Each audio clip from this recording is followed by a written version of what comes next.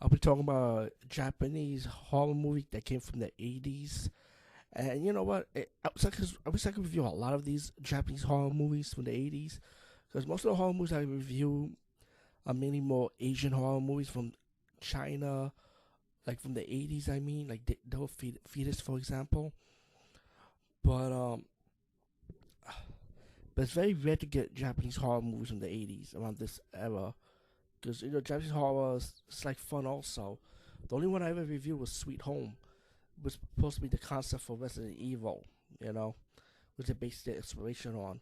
It's a supernatural horror ghost movie that came out in the 80s. It's called Sweet Home. I think it came out in the 80s, actually, if I'm corrected.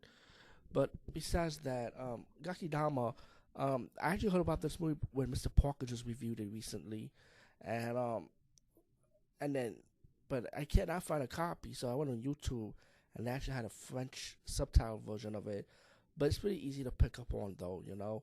Um, there's some reviews online with the English translation, but I'm just gonna go what I know about by seeing it. Gakidama had these two guys look like they go into the forest, and one of the guys saw like this ghost light flying around like a specter, and the specter got on the guy's shoulder, and it turned into a worm like, and I guess the worm was supposed to be like the demon, and then it ended up affecting the guy later on. The guy started acting all strange. His wife was looking at him all odd and stuff, and suddenly he spit out this demon, you know. And the demon looked like one of those yokai demons that you hear about, one of those type of demons. Um, anyway, but there's a guy in a black hat and a black suit. He comes in, captured the demon. He walked out with it, and the demon escaped from the guy. And it looked like the guy, and what was looked like the guy later on in the movie. Fast forward, the guy that captured the demon, he's talking to the guy that was possessed by the demon in the beginning part of this movie, and I guess he wants his help. I guess to capture the demon. I guess.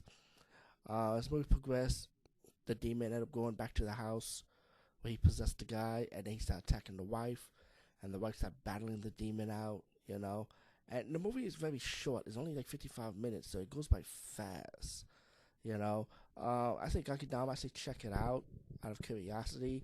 I've seen better, but I believe that if it had a longer runtime and maybe more to work with, maybe it would have been something a little bit more.